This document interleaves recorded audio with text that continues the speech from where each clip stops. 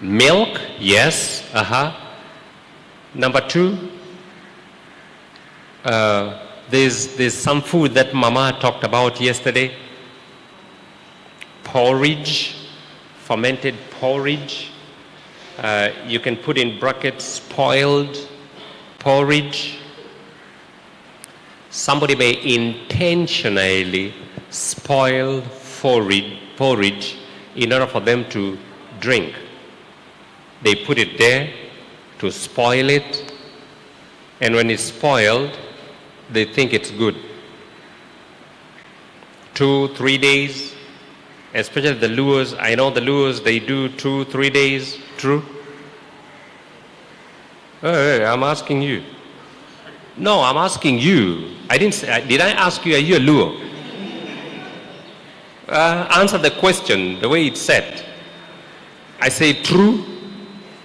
Yeah, you have to know how the lures live. Lest you go there one day and you're stranded. Especially ladies, you have to know how all the tribes live. True? She doesn't know whether she will be in Lualand or not. So you start knowing them early.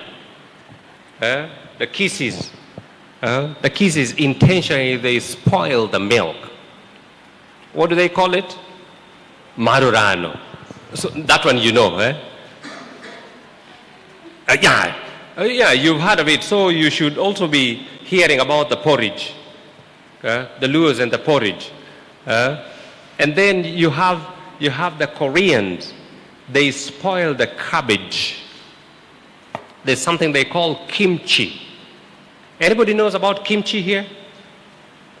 They take the cabbage and then they ferment it. They ferment it until it's sour, very sour. They call it kimchi. Oh, horrible, horrible. Kimchi. The Kikuyus, what do they spoil? The Kikuyus. The Kikuyus, they make 10-10. Kumi-kumi. Sini kumi-kumi.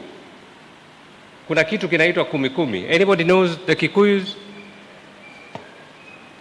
Nobody knows kumi-kumi?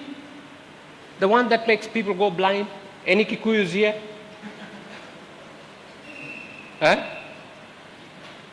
Any Kikuyus here? You know the kumi-kumi? Yeah, the one that makes people go blind. Intentionally they do that. Any other people who ferment stuff? Coconut, yes, coconut. What do they call it here?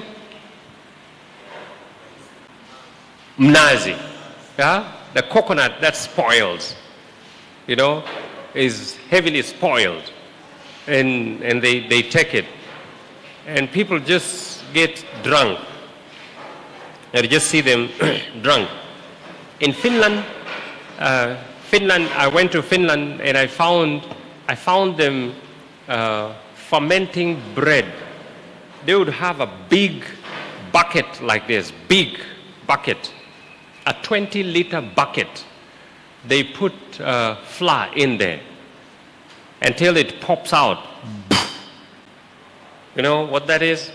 When it pops out, they say, oh, now that is ready. They take it and they make their bread overnight. They leave it in the oven overnight. In the morning, they eat it. Oh, I'm telling you. And that made them not have babies, not adhere to having babies. 11 years before we went there, in that district, there was only one baby born. One baby born. And it was a medical missionary baby. After that, there was no baby until that one was born. So when she was born, the entire district, a district as big as Mombasa and Kilifi combined. Mombasa and Kilifi counties combined, that's one district. There was only one baby born after 11 years. So she was on the newspapers, on TV, all over, headline news. But the problem was, she was black. So they're like, but it's a black baby.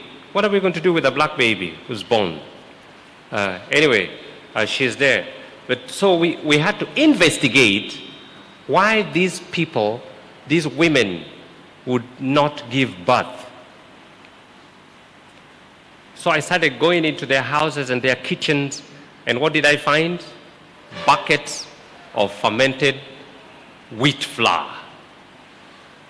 So, doing my investigations, all these women had candidiasis, yeast infections, rotten wounds. So their wombs were filled with yeast, decay, that every time a woman conceived, the foetus would collapse immediately and die.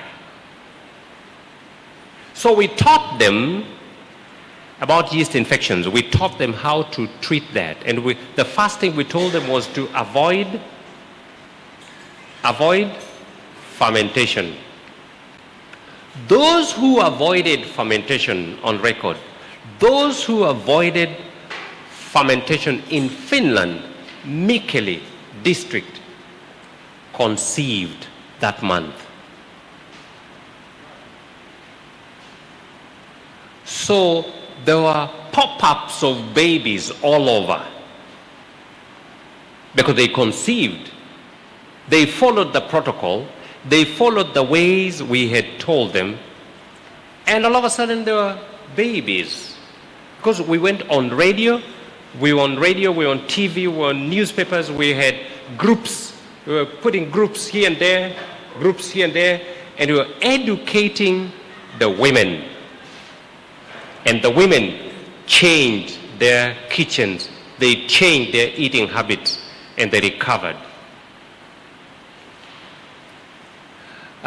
University of Eldoret. Anybody from University of Eldoret here?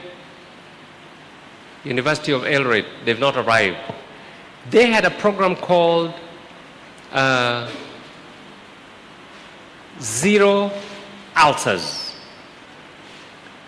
UOE, Zero Ulcers. And it was a campaign, and they eradicated ulcers, to put it on practice, and to campaign on zero tolerance to ulcers. Last month, was it last month or this month? This month is November. This month, during the strike, they decided to bring almost 20 people, 20 students to Gotkaeo for the training for 2 weeks.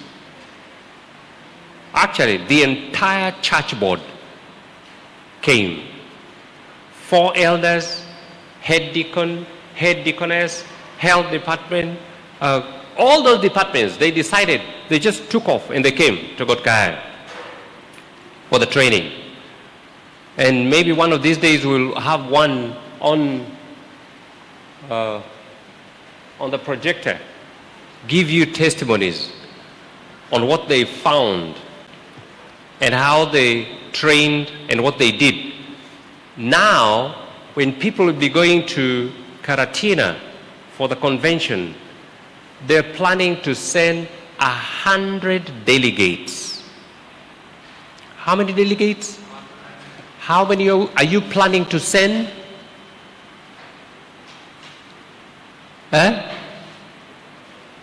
How many are you planning to send?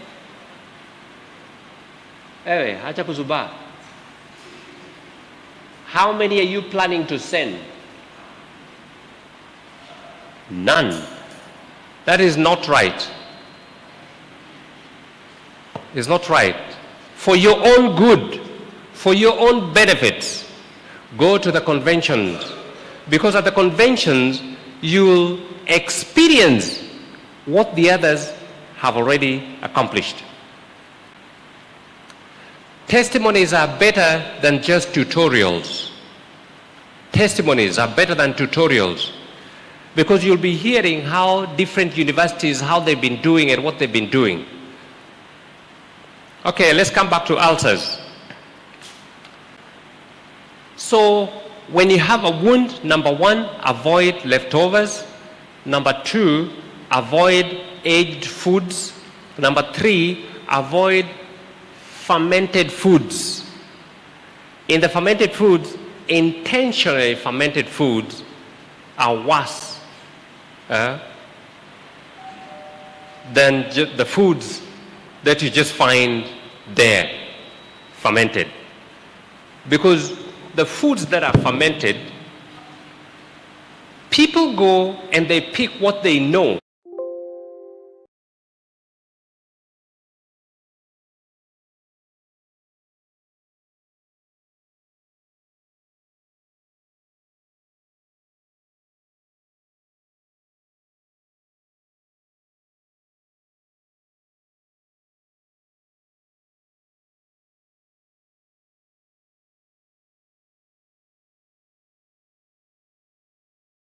It was my job.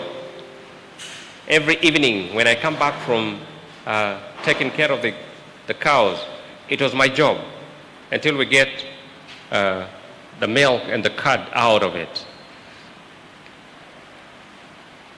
And every time I saw that it would take just very short shake and the gas would be coming out. You know what that is? What does that mean? It's heavily rotten. When you see a lot of gas, carbon dioxide come out from it, heavily rotten. So I would remove the top and look and see worms. There will be a lot of worms around it. Anybody knows what I'm talking about? Yeah, there would be worms around it. Those tiny little ones, the white ones. And I would tell my mom, it's time. Okay? So the following day in the morning, she tells me, you know what to do. So it was my assignment, my duty to wake up before 6, 5 minutes before 6. Because at 6, exactly 6, there was one particular cow that would wake up and would stand. Okay? When this cow wakes up and stands, the next thing, what do? Would release the water. And I had to rush for that water before she would pour out the fast fruit. After the cow lays down for the 12 hours, the water that comes out fast,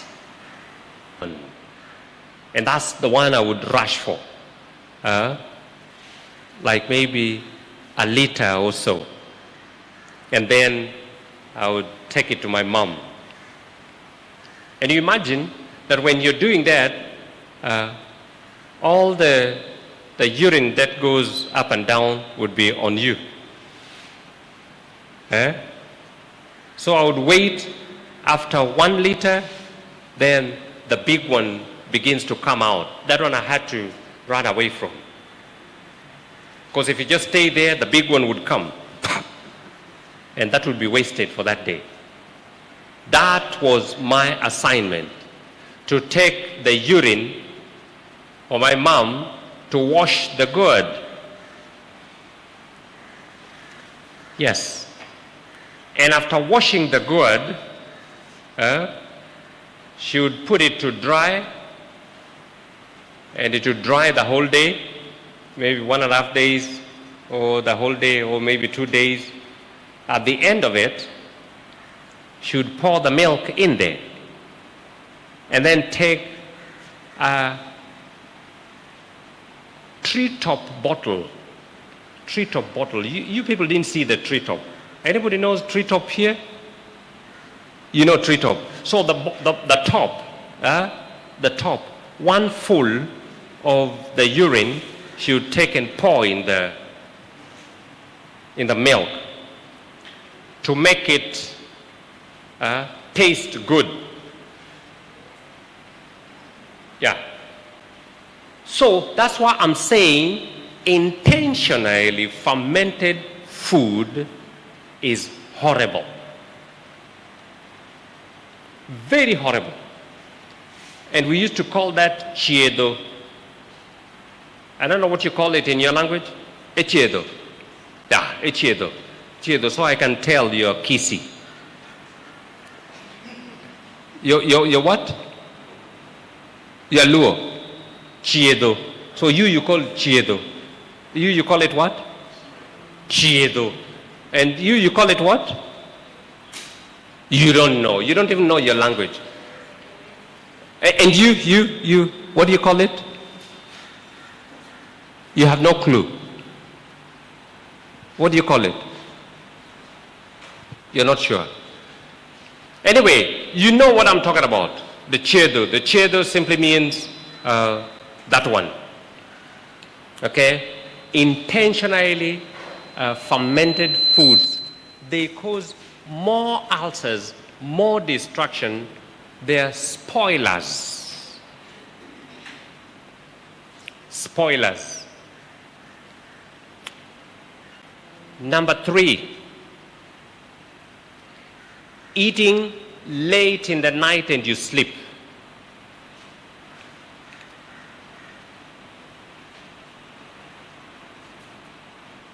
You eat late, heavy meal, and then immediately you go to sleep. The food ferments in you.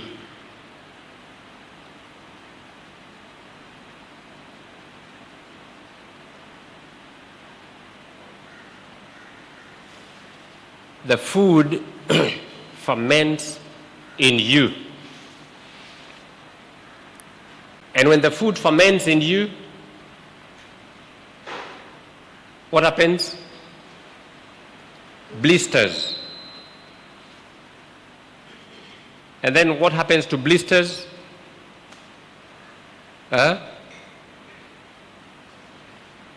What happens to the blisters?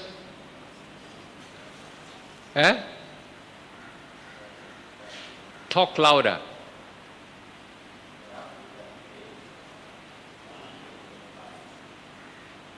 What is he saying? This thing is actually absorbing your sound.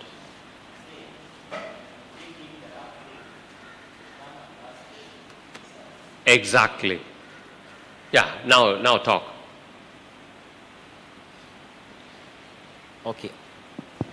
Okay, I was saying, when you take in the rough food now, it comes and erase and all burst the blisters, then you cause, out of that one now you get wounds. Exactly. So, solution number 1. 2 cloves of garlic and 1 onion. Blend in a glass of water. 2 cloves of garlic and 1 onion, blend in a glass of water.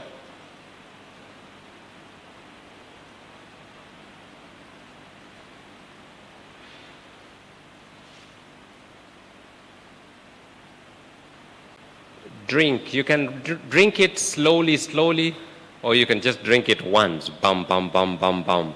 But if you drink it once, you may vomit everything out. Simply because inside you'll have a lot of mucus and pus. And every time garlic and onion meet the pus or the mucus, they will displace them. As they come down, the mucus or the pus will come up, will float on it. And when they float, they will want to come out. It's one excellent way of removing them, because you have to remove them anyway, without any pain. But if you don't want to vomit, you can take it little by little so that it displaces them, but it will sweep them and push them down. Because any food that goes beyond the stomach into the intestines will never come back up. They'll always go down. So they can go down as diarrhea. There are two ways of quick elimination of unwanted food stuff. One is vomit, the other one is diarrhea. So vomit is when the food is in the stomach before it goes into the intestines. If the body rejects it, it will come out through the mouth. But once it passes the stomach, if it's not a good one, it will be rushed down and it will come out as diarrhea. So any of the mucuses or any of the pus that would be in there would be swept down. So if you do it little by little, they'll go down. If you do it once, big one, it will come out. In whichever way, it's still good for you. Any question up to there? Two questions, yes. Ladies first. Can you get a microphone?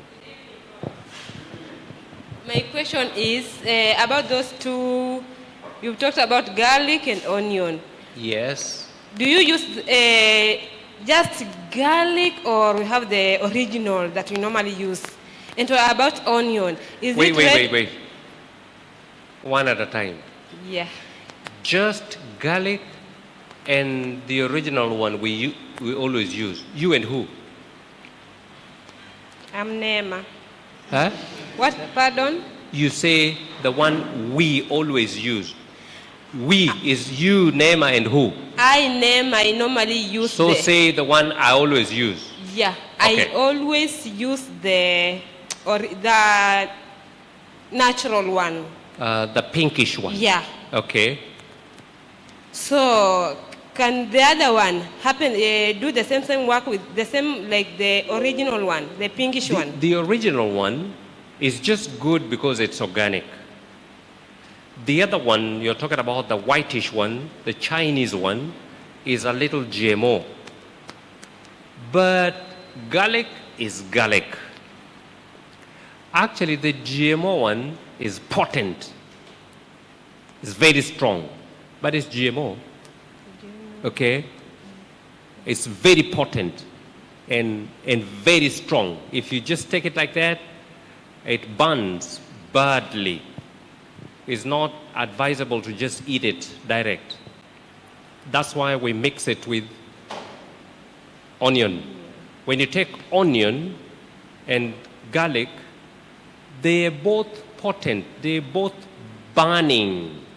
They have this chemical in them that burns. Onion, when you slice the onion, you'll feel it in the eyes, true? When it evaporates. Shortly after that, it loses the strength. So it evaporates. It's water-based. So the water makes it evaporate with the strength.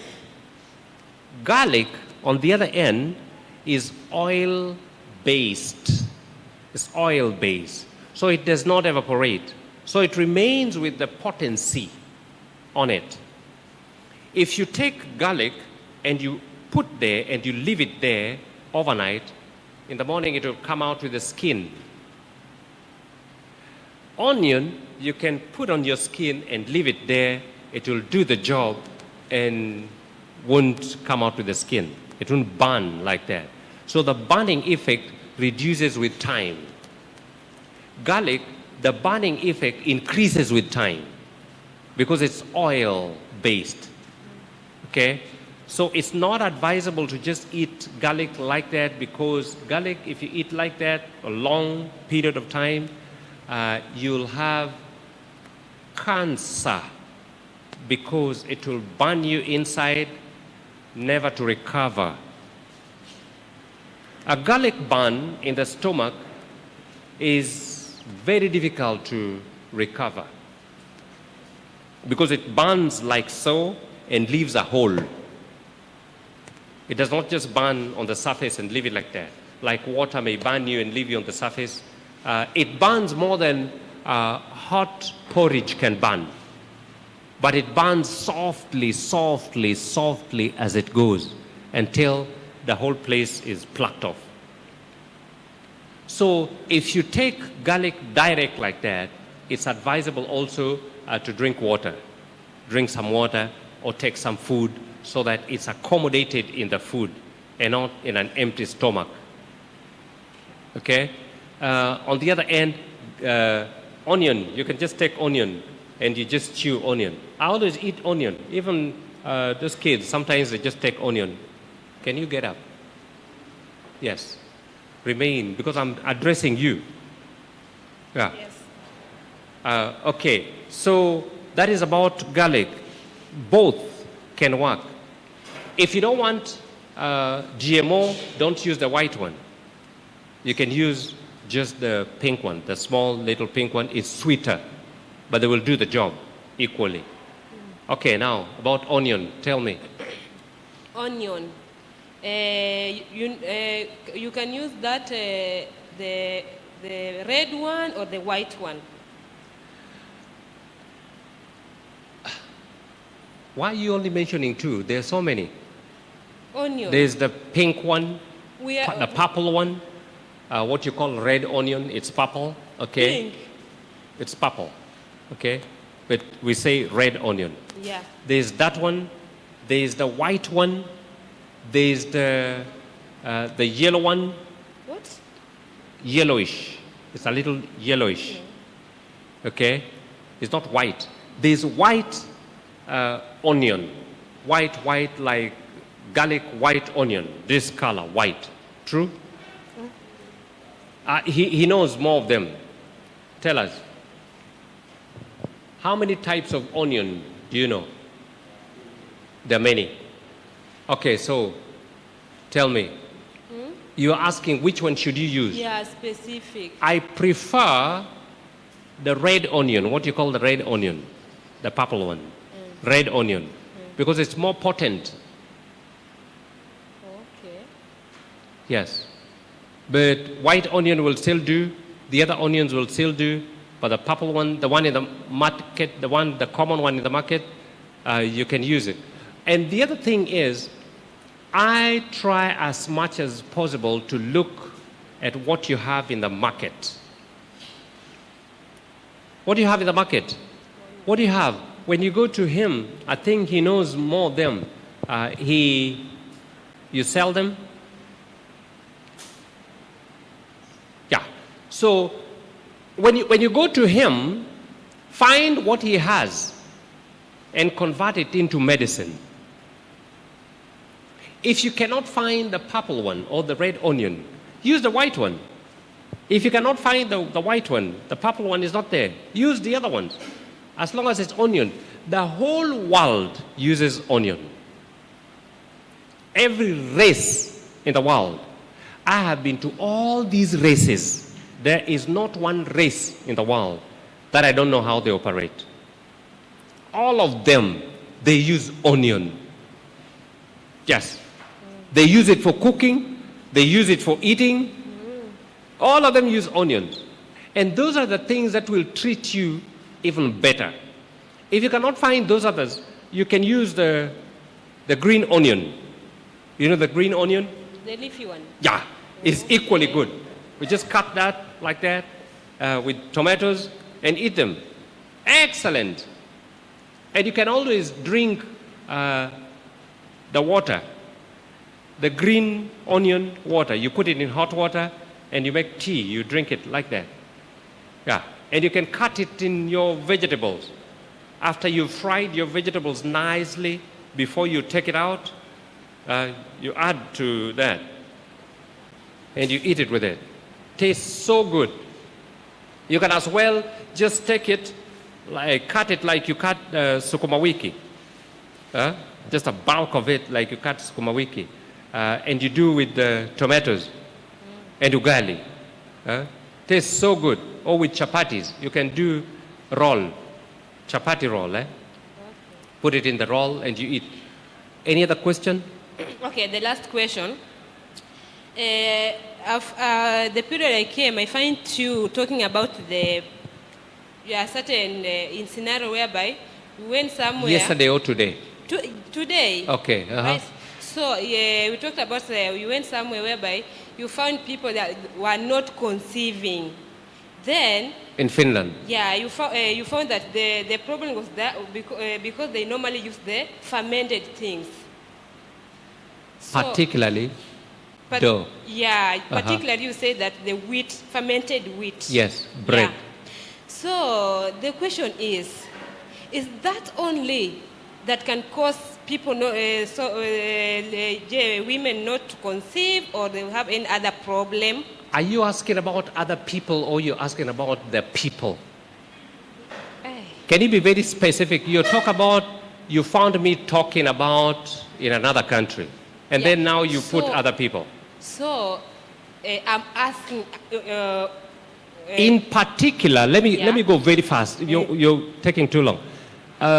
In particular, I mentioned that this was in Finland, and I mentioned Mikkeli. Okay. Mikkeli is the district. And my investigation found this to be very common with all the women. This is a case study. It's not a book. I didn't read any book. This is a case study where I went to this woman, she does the same, this one the same, that one the same, this one the same, and all of them were not conceiving. And so what did I do? I told them, get out of this. They got out of it and they conceived. So what are you asking? So other countries. So not other countries. So I'm asking, my own question. Yes. So if a person doesn't conceive, can you use even this garlic that so that a person can conceive? Because I heard somebody saying that if a woman is not conceiving, he can. Okay, sit. Yeah. Sit so that we minimize your questions. You're talking about barren women. Yeah. That's another disease. Okay? So let's handle that as another disease. Because what I was talking about was a case study, number one, on ulcers. True? And then I mentioned that in Finland, I was mentioning people and their fermentations. Okay? And then I picked on Finland as a case study for their fermentation, which was bread. And I mentioned what effect it had on those people. Okay? So for them, that was causing them not to conceive.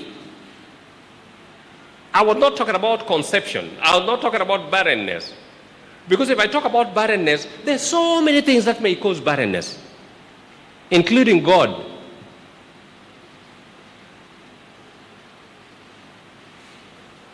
So for God, we read that God made this woman barren. And God opened the womb. So the solution is God. But there are other cases where you see that you're told that Sarah was barren. And so if we take a case study on Sarah, during that time, there was a lot of fermentation. It's in the Bible. That's very biblical. You take a case study of the mother of Samson. Who was the husband? Manoah. Take that particular study. That house was heavily fermented. That's a study in the Bible. But if we have time, we will just, until even the angel himself said, if you're going to offer a sacrifice, offer it unto the Lord, knowing the kind of sacrifice that should be offered unto the Lord without fermentation, without leavened bread. And then the angel goes ahead to say, if you slaughter a kid, I will not eat your bread. Those are studies in the Bible. So at this particular time, I was just answering Finland. Okay? But come back with that question later on the barren women and we can handle it. Did I answer you? Okay. There was a question here. Take. Yes, you've given the prescription that we take 2 You cloves. are here the last time I came, eh? I was here. Yeah, I think I saw you. Yeah. Yes. So you've given the prescription that we take 2 cloves of A garlic. little louder. You've given the prescription Uh-huh. that we take 2 cloves of garlic and 1 onion in a glass of water. Uh-huh. How often do we take it? 3 days. 3 days. Yes. How frequent within 1 day? 3 days. Now listen. You do that once a day. In the evenings, remain standing. Once a day for 3 days a week for 3 weeks. And then you stop. Besides that, now you can sit. Or you have another question. Besides that, I was still continuing with the questions came up. Okay? Besides that, you also do what you call seat bath. Seat bath. A seat bath.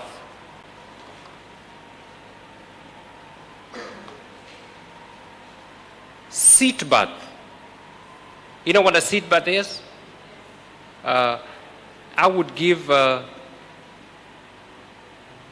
Vincent or Dama, either Vincent or Dama, to explain seat bath, hot foot bath.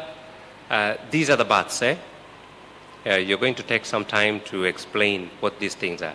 So you can do a seat bath. Seat bath is good for both males and females. Remember, we're still dealing with ulcers. Yeah. Ulcers, when you see somebody has ulcers, they also have other yeast infections in the exit area. Okay? So you do a seat bath once a day for 3 days a week for 3 weeks. That comes in the same package. And number 3, you do the protocol treatment. Protocol treatment. Protocol treatment. The protocol treatment also, I think, Elder Abel, you can do the protocol. Can you explain to these people what the protocol treatment is? Yeah. He will also explain what the protocol treatment is. So those 3 will actually eliminate, actually the 4, will eliminate ulcers. Number 1, avoid the foods, okay, that ferments or leftovers. Number 2, garlic onion drink, okay. Number 3, seat baths. You do the seat baths as well. Number 4, protocol treatment. The protocol treatment includes all the foods that you're supposed to be eating. Any last question before I give them an opportunity to explain these things? Any question? Yes.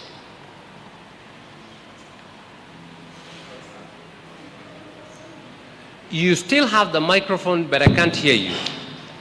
It was not open. Okay. So it is now open.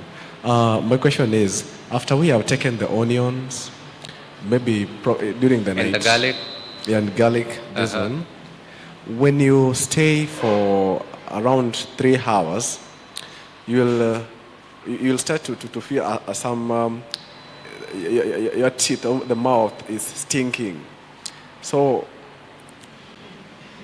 what No, could be it's not that? stinking, it's Or smelling. It's smelling so badly. Because stinking is bad, but smelling can be anything. Yeah. So it smells. The smell for garlic is not a bad one. The people who don't like garlic are the ones who don't like it. It's not a bad one. But remember, I told you, take this thing when you're going to sleep. Why would you want to take it in the morning when you're going to class? You see, this one, for the kachumbari that I did take last time, I took it during the night, and when I wake up very early in the morning, my mouth was smelling badly, and even if I brush my teeth and my mouth, the tongue, it does not. Okay, let me tell you what happened to you. That was just a 1 day of experience. Remain standing. That was just a 1 day of experience when you took kachumbari. Number one, you didn't like the kachumbari, as I can tell. You didn't like it. Who forced you to take it?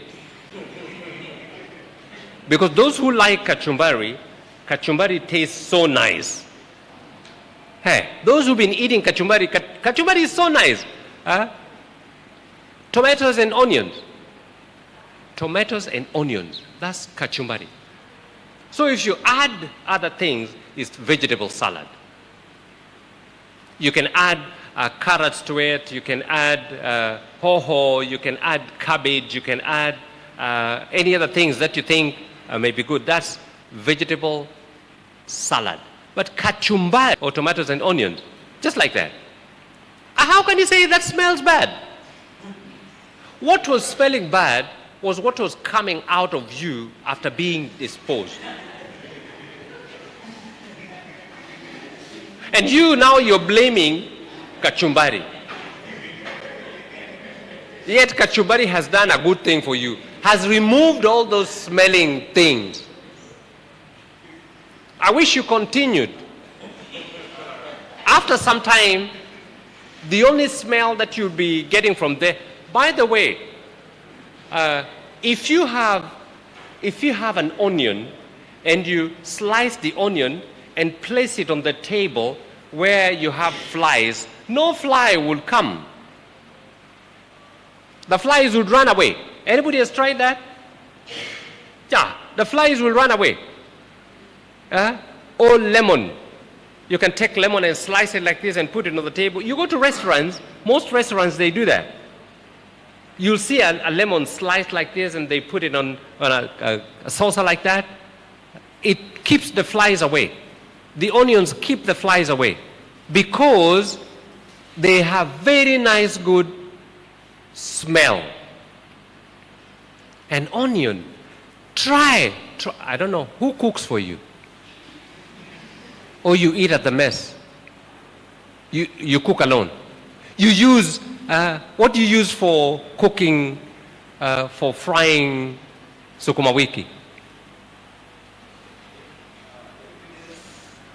What do you use? I use tomato and... You put oil? Yeah. And then next? Tomato in. I let onion in. You put onion? Yes. And then tomato? Tomato. Then only that. Then I place skuma. Only? Look at this guy. Why are you testing my intelligence? When you use tomatoes and onions every day. Look at this guy. Every day. And then one day, when he ate this thing as kachumbari, now they smell bad. He added garlic. But garlic is just an onion. Garlic onion.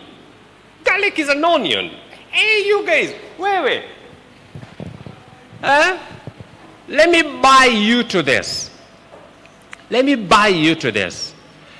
If you want your brain to smell good, your brain, not your mouth, your brain to smell good.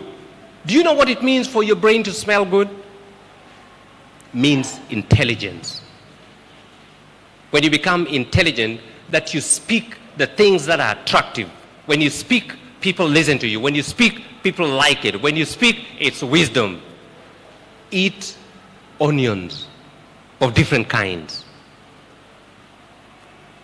That's a fact. It simply means your words attract people. That simply means your brain is smelling good. Eat onions. When you want your mouth to smell good, eat onions when you... By the way, let me add to this. I was thinking I would avoid this for now, but let me just add it. Another formula for treating ulcers: slice an onion into a ring of onion, this size, ring of onion. Take that ring of onion before you go to sleep, put it in your tongue, on top of your tongue. Cover as you sleep all night. That is an excellent way of treating ulcers. Number two, a package, B part of it. That was A. B part of this one. Take a slice of onion, same like the other one, and put it at the exit. Okay? Put it at the exit. Open up, put it there, close. You're laughing.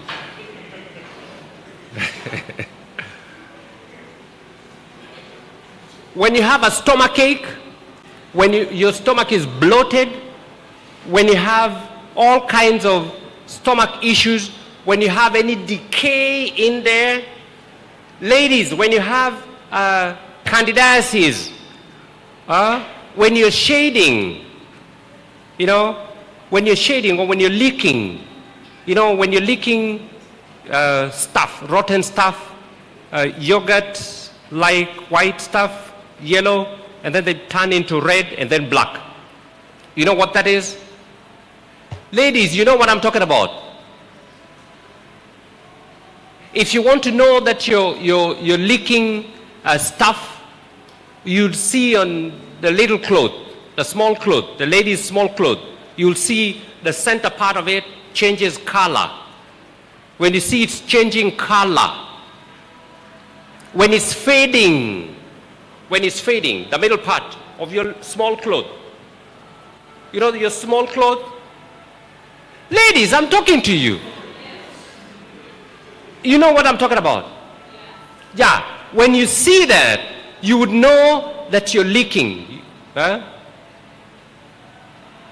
The other terminology you're told at the hospital is... what's the terminology you're told at the hospital? Discharge. When there's a discharge, simply means some things are coming out unintentionally. They're coming out and they're burning the little cloth at the center there, and it's shading color. When that is happening, before you go to sleep, take a ring of onion and put it at the exit and close it. In the morning, you'll be fair. You do that 3 times a week for 3 weeks.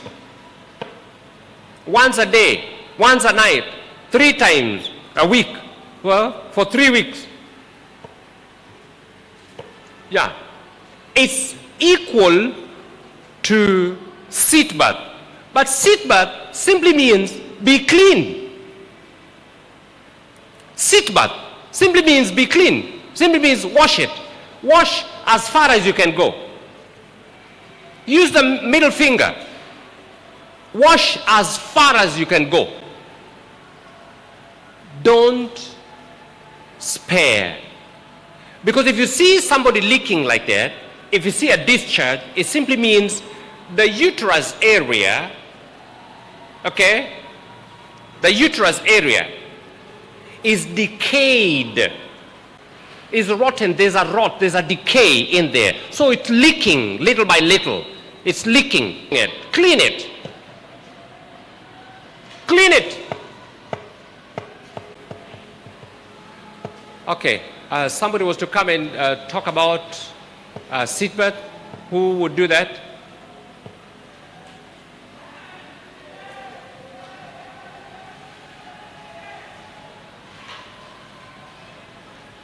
You can talk about seat bath, and then you talk about hot foot bath. Oh, you can talk about hot foot bath. Yeah, so talk about seat bath, then talk about seat bath, and then he will talk about the protocol. Take few minutes each. Good afternoon, good evening. About seat bath is, thanks Elder. It's really evident that herbs grow for the service of man, and we can see that everything that we have naturally can be beneficial even to our health. About hot seat bath, or that seat bath generally, when you have a seat bath, you have water in a basin. So it's a big basin enough for you to enable you sit in it. And if it's a child, you can just have even a small basin, but a big person like you have a bigger basin that you're able to sit in. So you put water. You can start with hot water, not very hot, bearable.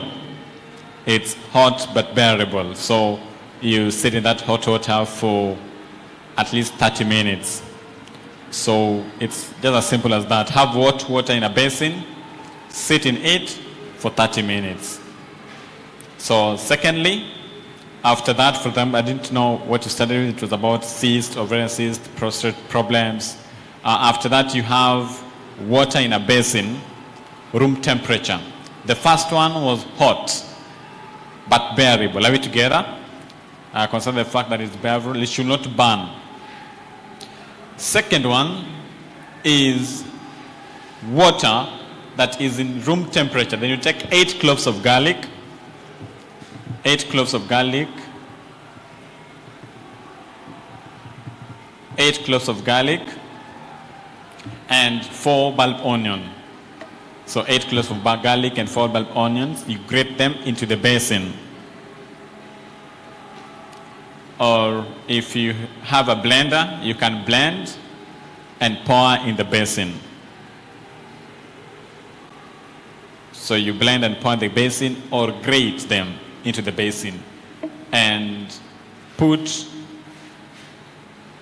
pour water, that is which is room temperature water, into the basin, and sit in that water. For example, cases like cyst, candidiasis, cases like prostate problems and such like problems.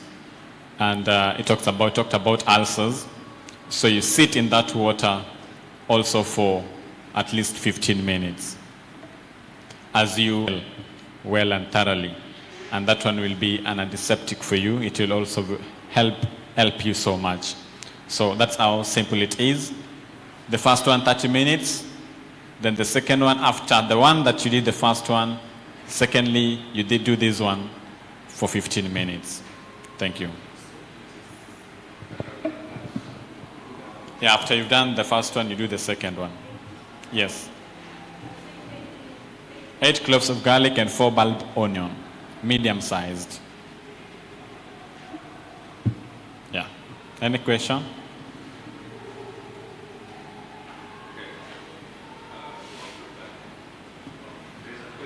Yeah.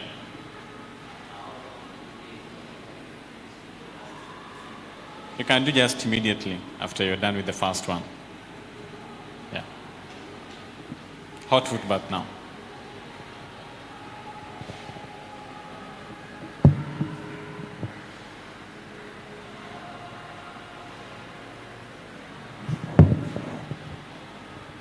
Hallelujah. So I'm going to talk about hot foot bath. So hot foot bath is a kind of hydrotherapy that we use water that is not burning, yet it is not very sweet to be in there. So you find a temperature that is, let me say, favorable, a bit favorable. It should almost be burning, but not burning, though you have to be careful for those patients that have lost sensation or the diabetes patients, so that you don't burn them. So for them, the water should be at least having a lower temperature. So you're going to take a bucket. For example, these buckets are paint. I hope you know them because they are they are well shaped. Yeah, those good buckets. You take a bucket, you boil water. So you should be having two buckets. One has cold and the other one very hot. So you can mix the water so that you have that temperature that you want. And when you're feeling the temperature, don't just feel with the finger. It is advisable you can use here, or you can even dip your whole arm so that you feel the temperature. Then you bring the patient to sit on a seat like this. Then you can put a blanket here, a good blanket. You put it here, kaduve mzuri sana. Yeah. Then the patient will sit in this manner. Then you now help him to put the legs inside there. Unaeka pole pole. You don't put it that way. Yeah, unaeka pole pole because it might be inashtua ukiingiza tu hivyo. So you put it slowly into that bucket. Then you now cover him. You cover using the parts of the blanket that are on the sides. You cover up to the neck. Yes, you cover up to the neck, and you ensure even the bucket as well is covered. Yeah, with the patient inside there. Then after he is covered that way, you now take a piece of cloth, you put it in the cold water. Anaendelea tu akibaki hivyo. For some time you're going to feel him sweating.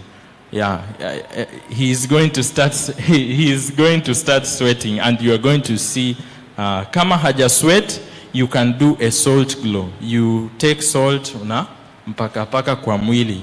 That is if he has difficulty in sweating. Once it's maybe, let's say 20-30 minutes and he's uoni kama ana sweat, you can do the salt glow. 30-45 minutes huko.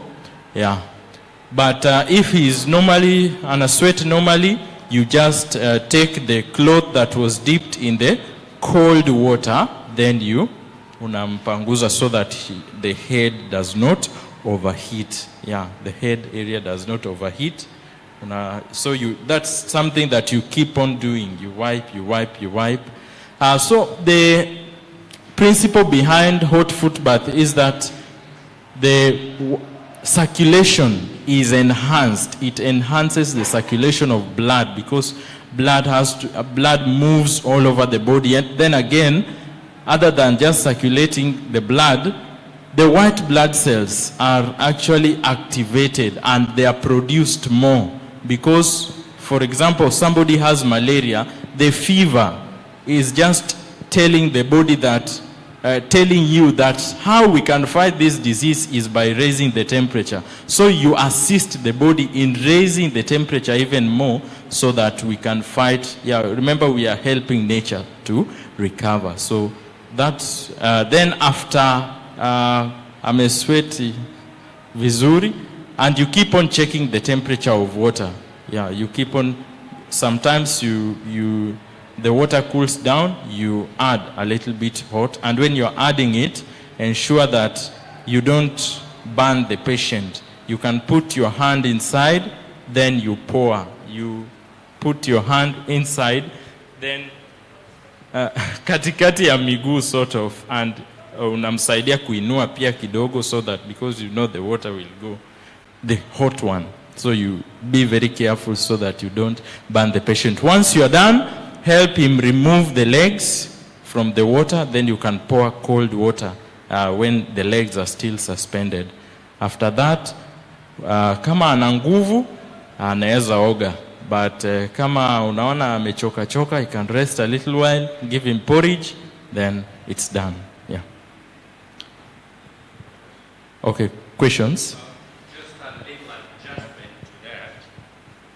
When you're changing the water, please be very careful, because when you're changing the water, you can burn somebody's feet.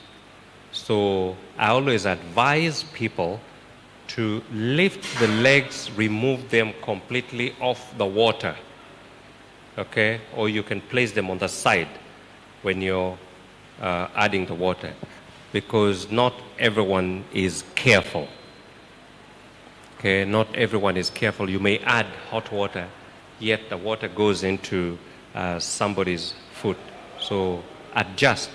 Remove the legs, put them on the side, add the water to the temperature required, and then you continue. Thank you. Questions? Yes?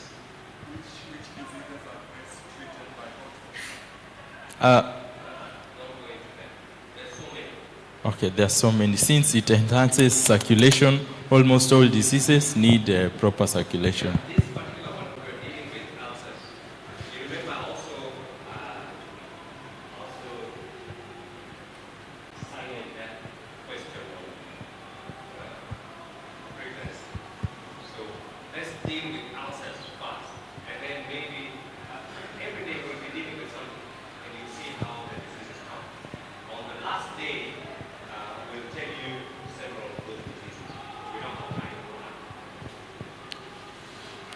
Any other?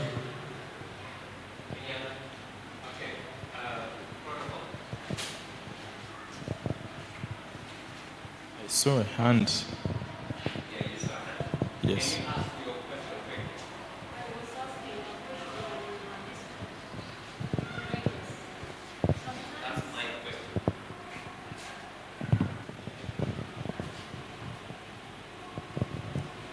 I was asking a question on some ladies when they discharge, it comes with this scratching. How can you help such a person? Scratching. Yeah. Yeah, scratching is just a symptom for yeast infection. The yeast is sweet, so it's scratchy. What you'll feel is itchy. When you see something is itchy, you know there's yeast present. When you see something is paining, that's a bacteria. When you see some pain, is a bacteria. When you see the effect and no pain, there's no pain, and there's no itchy, that's a virus. Okay? So any itchy simply means there's a fungus. So that's why we do what we do.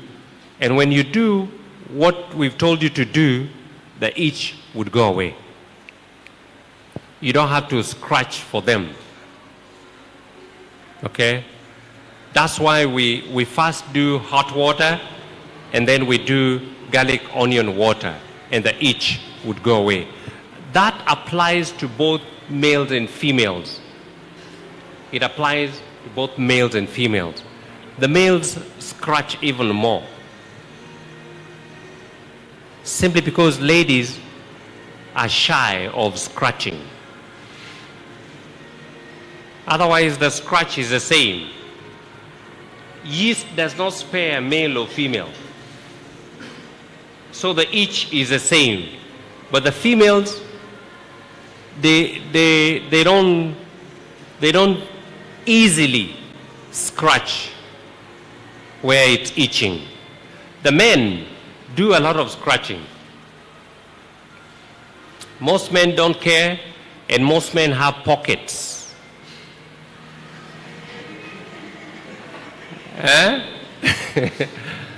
Yeah, when you see a man walking and the hand is there and they walk like that, the hand is moving a lot. Yeah, that's men, am I lying? That's very true. Yeah. Men, so don't change that pattern simply because I've said it. But it's also good if you see somebody do that all the time and they're moving, don't go telling them, why are you scratching? No. Just go tell them, what we've said, and it will help them. Seat bath is okay. But for men also, the other thing that you can also do with the men who are scratching, even females who are scratching, you take an onion, okay? You grate the onion, the outer cover of the onion, you just grate it, and then you take that and you scrub around that area. Just scrub around that area as if you're unasugua with it. Just a few. It will be a little washy for a few minutes, and then it comes down, and then inatulia, and you can sleep. If you're just concerned of the itchy, okay. But if you want to tame it, seat bath is better. The other thing you can also do, you can do a paste, and this one is a tough one. Do a paste, garlic onion paste. You can blend it into a paste, and then you just apply all over. You apply all over. Not more than 10 minutes. If you do that, you can do that, but shortly, uvumilia, and then you wash it out. The itchy will go numb. Okay, I think we're done with that. We're waiting for, okay, protocol. And then we will have Elder talk about UOE ulcers free. You did ulcer free, eh? He also did. Are you planning to do now, or you've done it? So there's another program starting now. There was another one that they did also, okay? So you can brief us a little about yours, how you did it successfully, and then you can tell us your plans in doing it. You can partner with these people so that we see the progress. Okay. Habari zenu. Protocol treatment for internal cleansing and the treatment. It's good for those who are deceased and for the well. For the deceased, it's for recovery, and for the well is for strengthening. That is good news about medical mission. So for the diseased here simply means those who have the disease, not the disease to mean diseased dead. Okay? Yeah. Those who have the disease. Okay.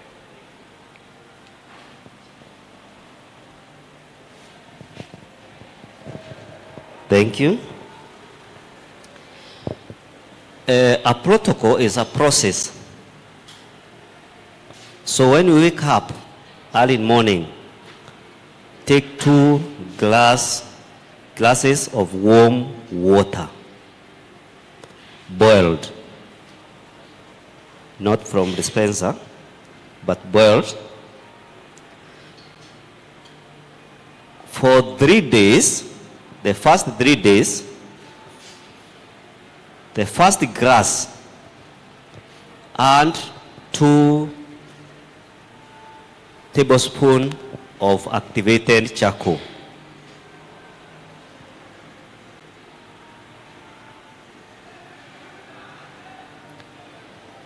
And then you fall with the second one, warm water without charcoal. After taking it, stay for 2 hours. 1 to 2 hours. After 2 hours, take a vegetable, it's called protocol vegetable protocol juice. Yeah, vegetable protocol juice. Ingredients: 2 carrots,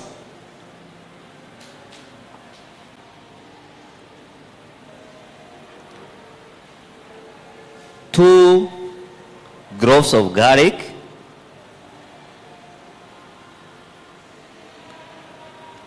1 medium red onion,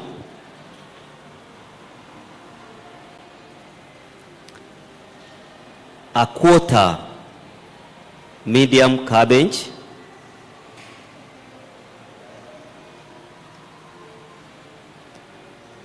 and 2 tomatoes.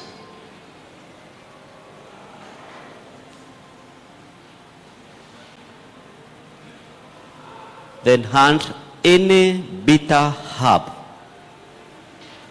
Any bitter herb. I prefer Dadarian, mchunga, but any bitter herb can do. That is protocol juice. Wash it thoroughly.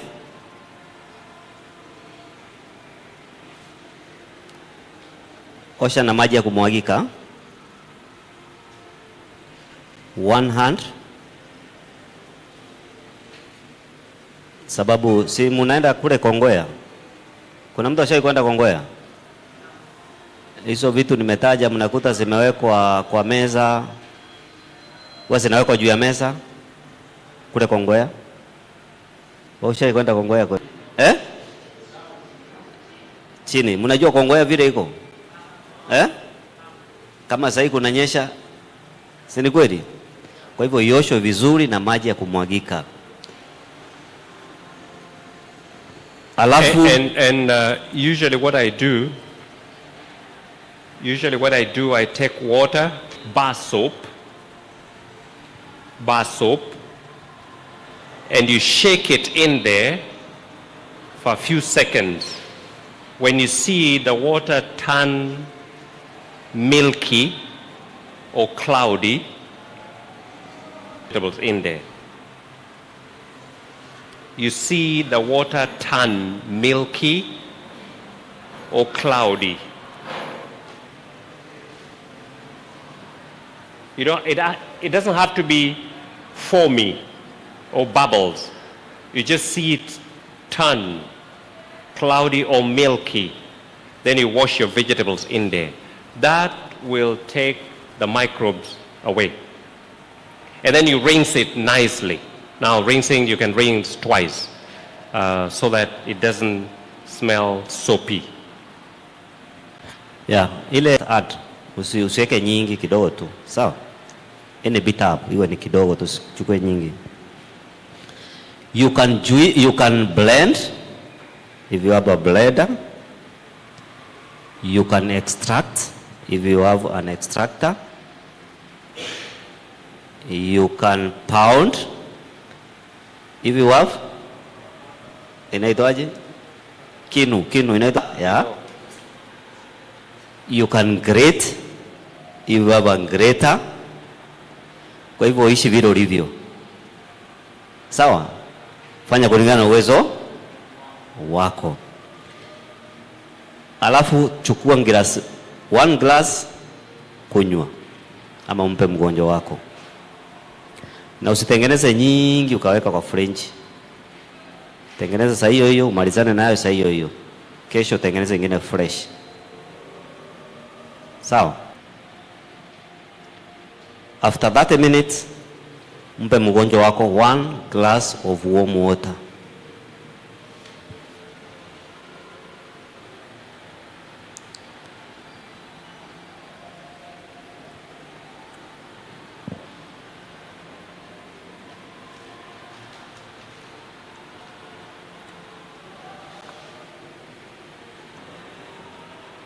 Give her breakfast. Every breakfast, if you can take breakfast.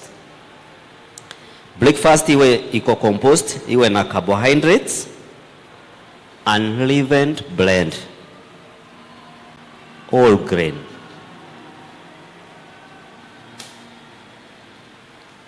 Nasema kile Mungu ameunganisha, mwanadamu asifanye nini? Asitenganishe. Tuko sawa? Yeah. Mungu hakushindwa, angeumba mudhokoi, si ni kweli? Kwa hivyo chukua vile vile livyo, kama ni ngano vile livyo, kama ni mahindi vile livyo, all grain.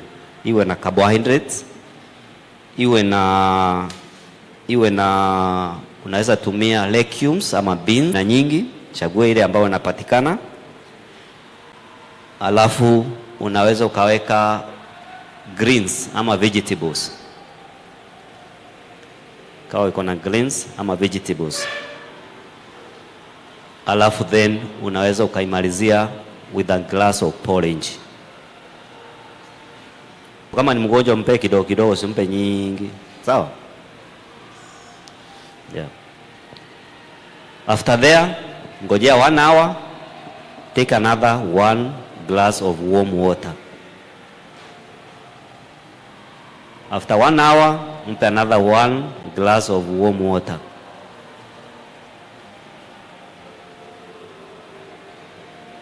Alafu mpe lunch. Ile lunch tunasema actually ukimpa mgonjwa hivyo obvious, sasa lunch itakuwa kama saa 10 kule ama saa 11 kule. 2 meals are better than 3 meals. Hata sasa kama unataka kuwa healthy, jifundishe kutumia 2 meals a day, ni nzuri zaidi. Na kwa wale ambao ni wazee, wale ambao wamefika 60, 70, 1 meal per day is better. Alafu after there, mpe light lunch ama supper, we very light. Na sasa kwa sababu ile asubuhi ilikuwa na vegetable, hii ya jioni iwe na fruits wakati mmoja. Kama asubuhi itakuwa na vegetable, jioni iwe na fruits.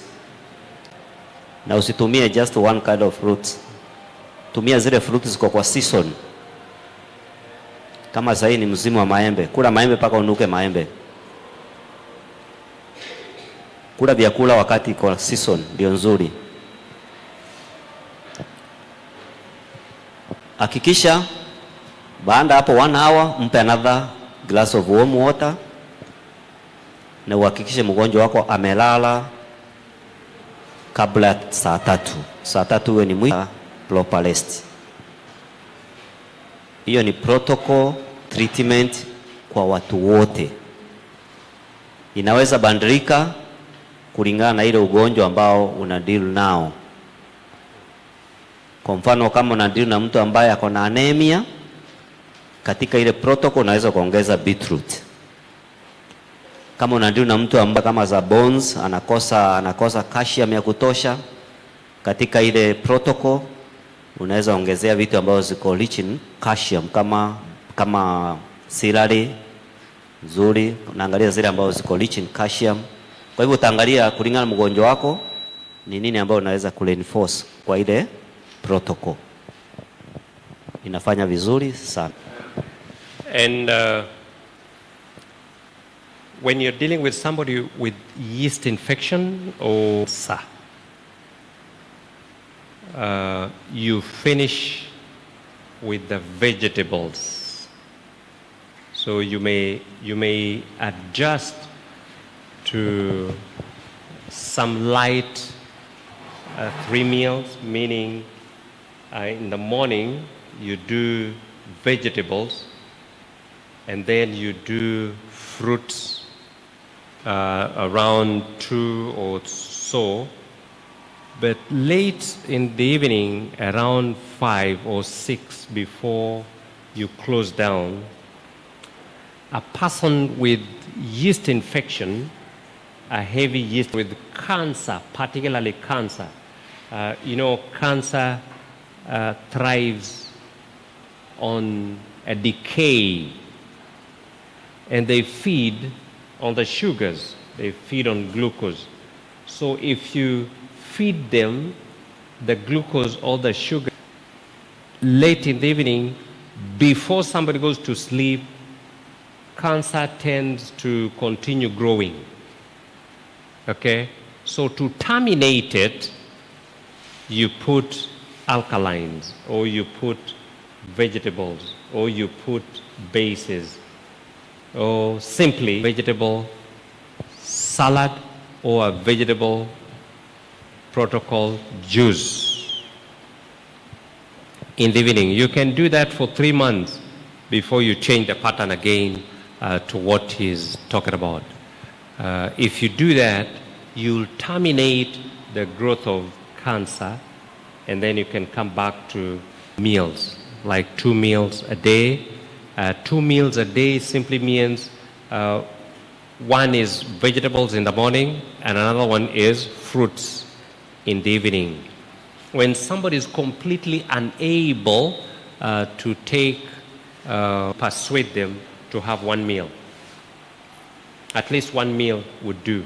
And if that kind of a person should be given more of the vegetables. Now, when you talk about vegetables, does not just mean managu, cabbage, sukuma, and the others. A tomato is a vegetable, but it looks like a fruit, okay? Cucumber is a vegetable fruit. Hoho, you know the hoho? Yeah, bell pepper. They look like a fruit, okay? Or in common terms, we call them vegetables, but they're fruits, okay? Has a seed is a fruit. Biblically, that's a fruit. But when you come to the learned, the intellectual mind, like that a tomato, what is a tomato? Is it a fruit or a vegetable?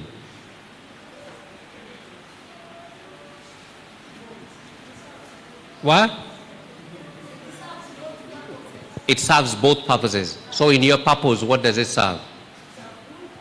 No, in your purpose, one. Pick one. A fruit. So if it's a fruit, you cannot cook vegetables with it. Because you say don't mix fruits and vegetables. True? So if it's a fruit for you, you cannot mix it. So why do you mix it? Because you call it a vegetable. Okay? But when you're eating it, it's a fruit. Okay? So there's some foods that you can have them serve as fruits for the patient because they're not sweet. They're alkaline in nature. So they do the process of alkalines. So you can do that for some time before you bring sweet stuff to your food. Okay? Yeah, even avocado. Yeah, avocado. It's a vegetable. It's a you like fruit. avocados? Yeah. And avocado, you like putting in your vegetables? And you? Yes. And you? Yes. And you? And you? And you? So you're the only odd one out. Yes, you're the odd one out. And you like it like that. I also don't put it. I like eating it. And avocados, if you're going to use avocado, I'm usually very particular with my avocado. I'm usually very particular with my avocado because avocado, when you take avocado and you open it, okay, you peel it, sometimes you see the skin come out with some flesh. What does that tell you? That particular part is decayed, is rotting, that particular part out. It's fungal. So you have to chop it out nicely and remove it. If it's in the US, I don't tamper with it. I've seen something like that. I throw away the entire stuff. Because in the US, when you see like that, it's already infected inside. It's not like ours here where you can chop them out. There you don't tamper with it. A banana, in the US, a banana, if you peel a banana and you see some place is turned, okay, some place is a little decaying, throw the whole thing away. You don't tamper with it. Because it will have decayed through. And in the US, if you break a banana like this, you'll see a black ring in the center like this, all through. You just break the top a little like this, you see a black thing, throw it away. The entire thing you throw away. Not like ours, when you see a banana at the top is decaying a little, unavunja tu kidogo hivi unatupa, and you continue. In the US, you don't do that. You do this, the next part, you do that. You see the inside is going all the way to the top because they ripen them. They ripen them. They actually inject them, put them in a container, and they do gas. Okay, they spray the gas and they cover it. So if it begins ripening from here, that gas goes through. If you see avocado spoiled just a little, it's spoiled through. And usually you find some worms, tiny little white worms on them. So I don't usually tamper with it. And if somebody brings me avocado juice that is prepared, I don't take it. If I take it, you'll have forced me to take it.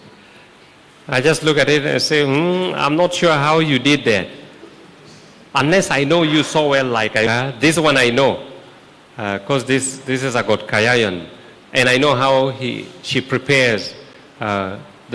Somebody like Vincent, I know how he prepares, so I know he doesn't mess up. So that one I can take. But somebody like so-and-so, I'm telling you. After today, you'll have known my avocado, what my perception on avocado is, and I will take yours. But before that, oh, no, I don't just take it. I go to an hotel, they say, oh, avocado, banana, sujini. No, I don't like it. Anyway, thank you. Or you still have something you want to add? Okay. Tomorrow again, he'll be helping us with other things. Now, UAE is free. How many of you have ulcers here? One?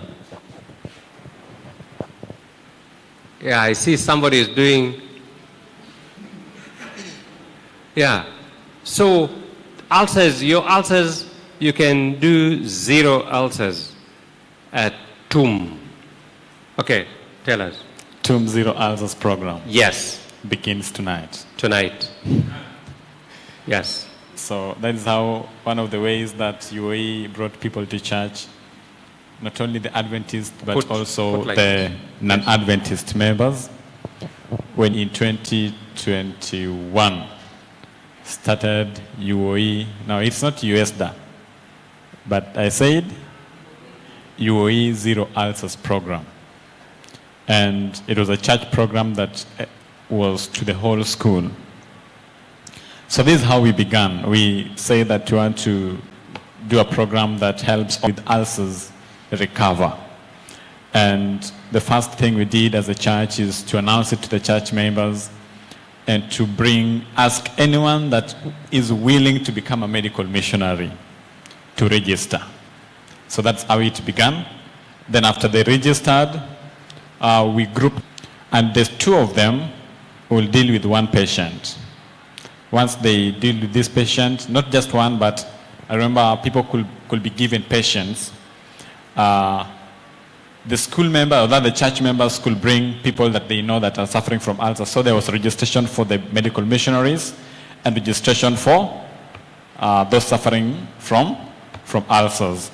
So and these are the things. Now, we taught people about the protocol treatment. We just used protocol treatment. Mm-hmm. So we just protocol treatment, cabbage, carrots, onion, garlic.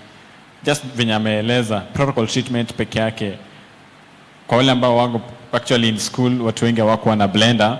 So we began with having grated, so we could give them salads. But kwa wale ambao walikuwa na blender tungewasaidia. Then now later on the blender. So if now there was someone that was to visit a patient, anaenda kwa church store, anachukua blender, anaenda kutengenezea patient. Currently, I don't think, UE has blenders. So with that, tulikuwa tunafanya hivyo. And I saw people giving tests, and a lady that, that's when I realized that ulcer kit is costing 5,000 for 2 weeks. Ulcer kit, she could use almost in 2 weeks, anatumia 5,000. In 2 weeks, anatumia 5,000. And I saw her testify that I got well, I recovered from ulcers. Not just this church, but what has made me an Adventist is that I've recovered from ulcers. And even their parents, and that time she was giving a testimony when we were about to go for a mission. And she gave the testimony that her parents who are an Adventist have allowed her to go for the mission. Amen. So TUM Zero Ulcers program should start as soon as possible. So that's how it was. As soon as today. As soon as today. Yeah. So where people register as medical missionaries, you go out. As medical missionary work is the entering wage, not just with the gospel, but we never share the gospel that now Jesus calls you to church.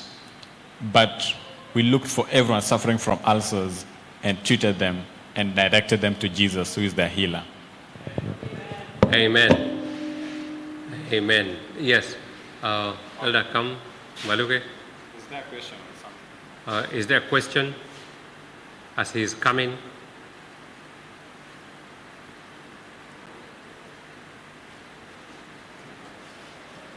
He's one strong member who 15 to 20 students from UOE this month. You remember I mentioned to you that UOE, they were at Gotkaya. But you've not just come to Gotkaya. You're missing out. Plan. I think last time you said you come to Gotkaya. Was it you? But you were here last time when I came. I think it was you. Mobilize the people, they came, so let him tell you a little about it and how they've decided to do the program again, ulcers free. Elder Kinyi was the first elder during his time. He was the first elder at UAE, and he mobilized all these people to do the program. So that's why he is talking about it. He knows the results. Okay, yes. God is good all the time. Yeah, as UOE, actually we are not starting the program, we are reviving it. That is the starting point. We are to revive it since it was there. And actually the member that was mentioned, she is still a church member this year. Amen. She was a member in my group, and she is a member with whom I talk to most, and she has been supporting the church in every program that we have been having. Amen. So that is one message that brought her and made her to stand. Wait. Hey, I was forgetting something. This UOE, University of Eldoret, I saw something I've never seen in my life. This past convention when we went to Kibabi, there was a student from UOE who swallowed a pin. You know, a pin. A pin. These pins, the ones you use for doing decorations, the curtains, these ones, the straight ones. She swallowed one evening, just when the convention was beginning. And I was like, oh my Lord, now what do we do? How do I tell somebody, treat this swallowing pin like this? I had no clue how to treat somebody who has swallowed a pin.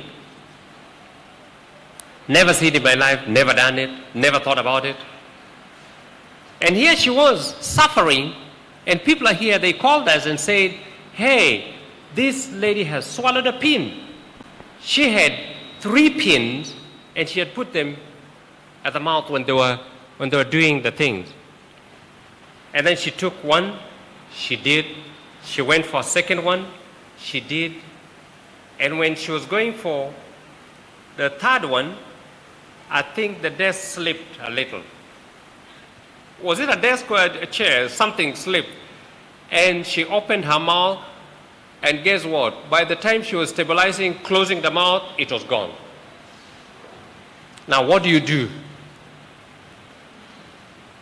You know me, what I said? Please rush to the hospital. I said, that one, I don't know how to do. God has not taught me how to treat a pin swallow. Rush to the hospital. So they actually rushed to the hospital. When they went to the hospital, when they did an x-ray, it was there. And they saw it. Across like this, it's there, stuck there. And so they're like, oh, okay. The doctor says, now, this one I can't handle now. Because it's stuck there. Can you go back, come back in the morning, and we'll do a surgery. But I have to do a surgery there. So she goes back to sleep. And the pin is still there. And we were praying where we are. Actually, I didn't sleep well because I was like, now what is this? What am I going to tell people that medical missionaries, now, okay, there's so many things you can do, but there's some things you cannot do, rush to the hospital. So I was planning to come to the convention in the morning and to begin telling them about it. That, hey, you rush to the hospital. If this, you cannot do this, rush to the hospital. Now, when we came in the morning, this lady had gone back to the hospital by the time we came, and the doctor went there to check the position again in the morning to see where to do the surgery. But the thing was not there.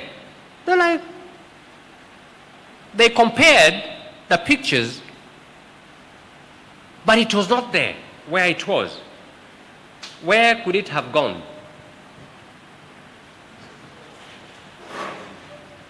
It had moved down. So they checked down. It was there moving down. I said, oh, this is now worse. What about if it gets stuck right here? If it gets stuck right here, what do? They have to split open this space here.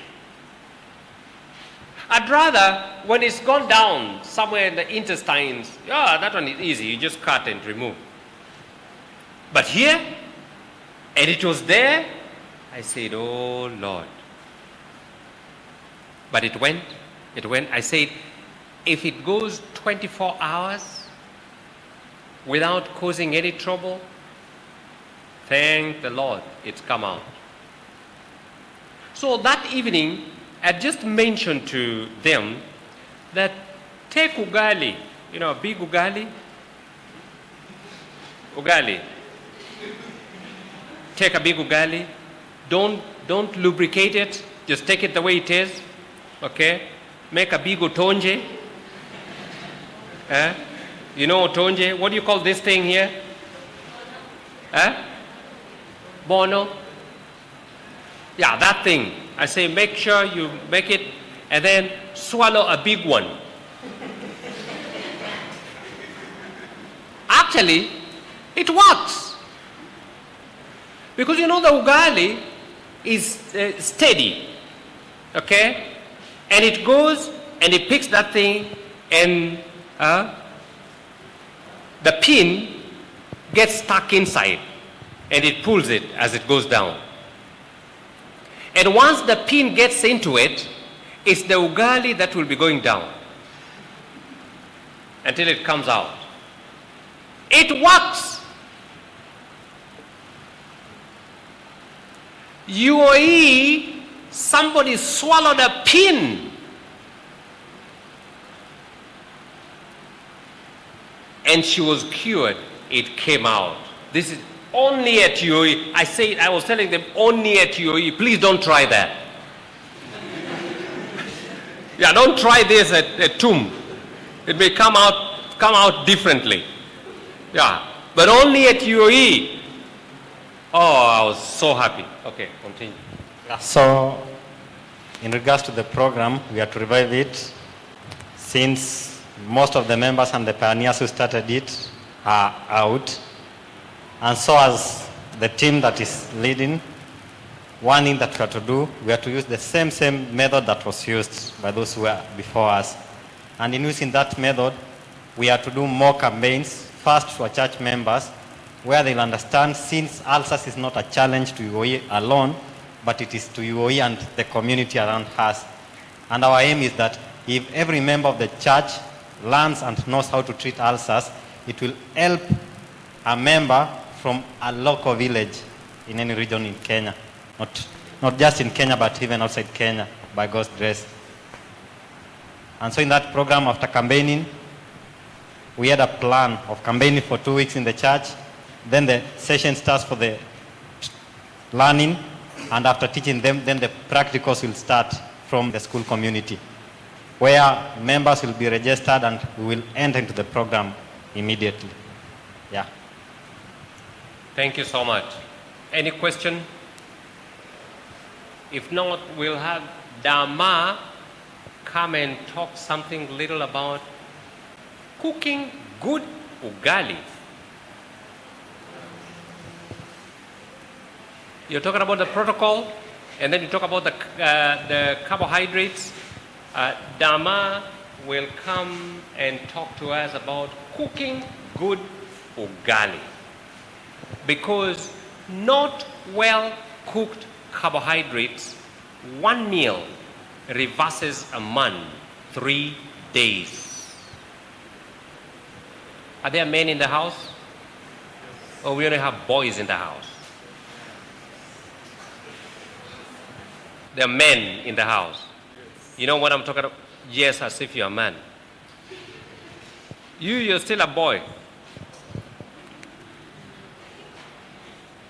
True? Are you married? What I'm talking about is one meal of not well cooked carbohydrates reverses a month, 3 days. What about if you eat this for 3 days? It reverses you how many days? 9 days. What about if you eat it 1 year? It reverses you 3 years. There's a time, it was on the news, that the women in Muranga were complaining. It was on the news, on the papers, and they were complaining that the men were not functioning. The men had been reversed, and they were not functioning, so the women were complaining. True or false? Yes. And it was just food issue and alcohol. Food issue and alcohol.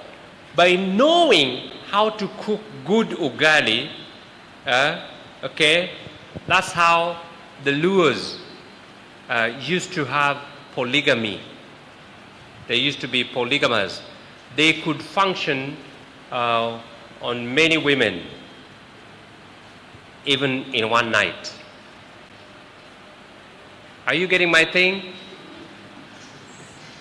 The men, in order for the men to function well, carbohydrates must be good and well cooked. Dama, come. Thank you. And then we'll have Okinyi, if you can wind up with chapati, cooking good chapati. Okay. Oh, that one now the men like it, eh? When it comes to chapati. Okay, Dama. Okay, good evening. Good evening once again. This Dama is from which university? Maseno. Maseno. Is it Maseno University or University of Maseno? It's Maseno University. Maseno University. There's not there. Okay. Maseno University. And she is done with her Maseno. She is done with 6 months training at Gotkaya. So she is competent to do. She has gone to different places for missions. She's done successful missions treating different ailments, different diseases. Dama, yes, tell them. Cooking good ugali. Yes, thank you, Elder. When you look at a home, or you get into a home, one of the most special people in the home is the father, right?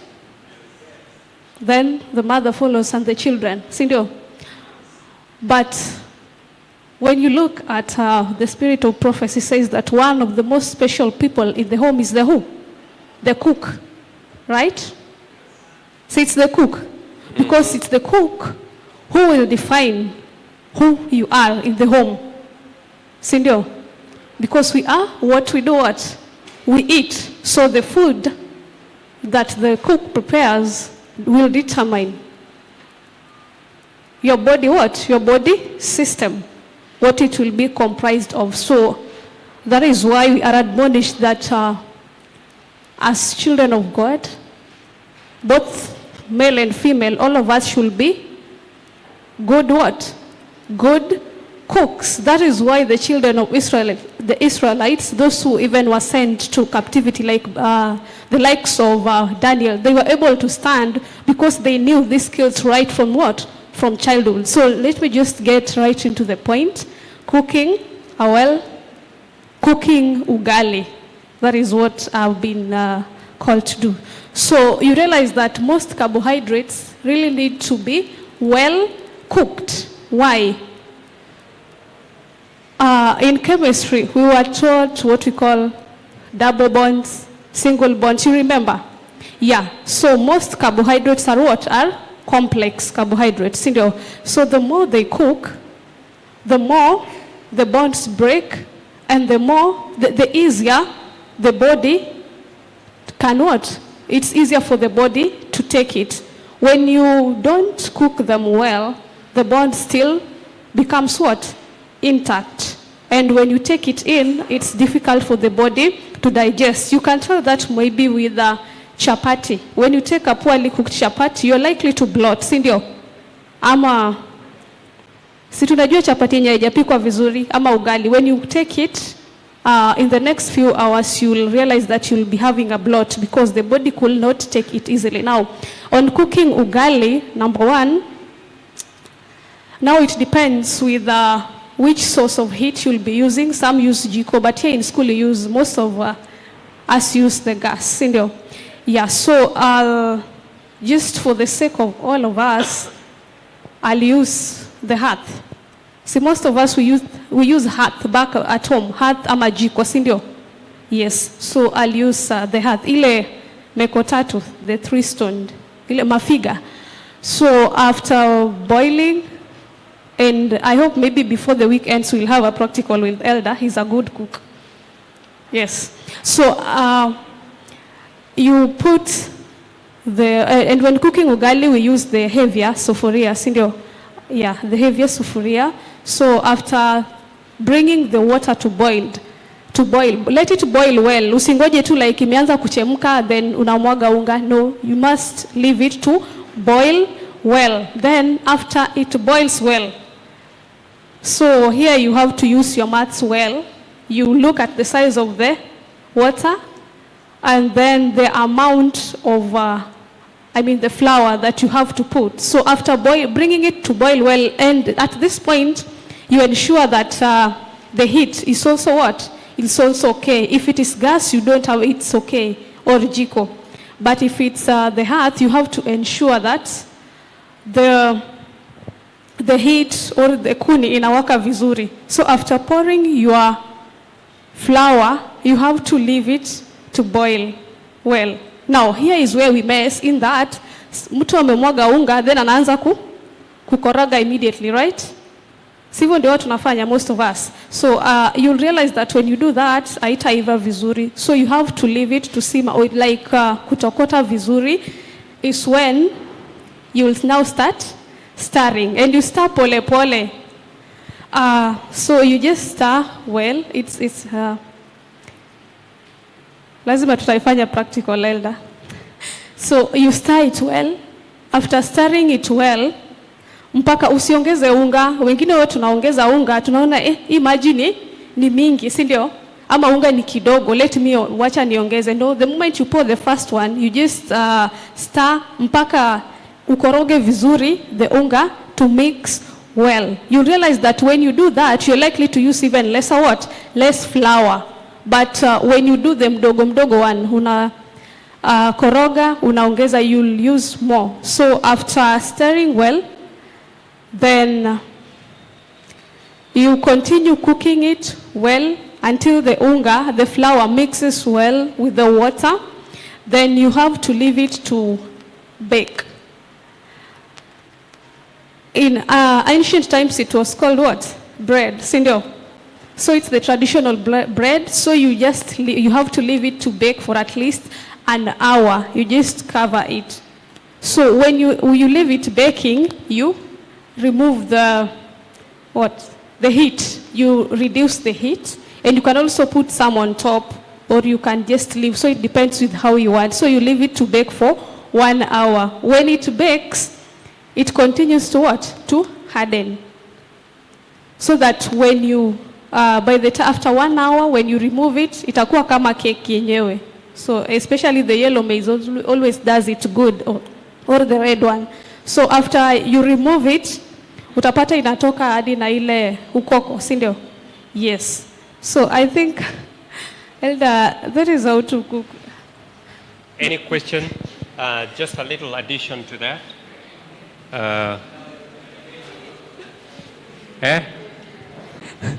There are questions, eh? Is that addition or that's a question? Unauliza swali ama unaongeza? Neither. You're just excited. Yeah.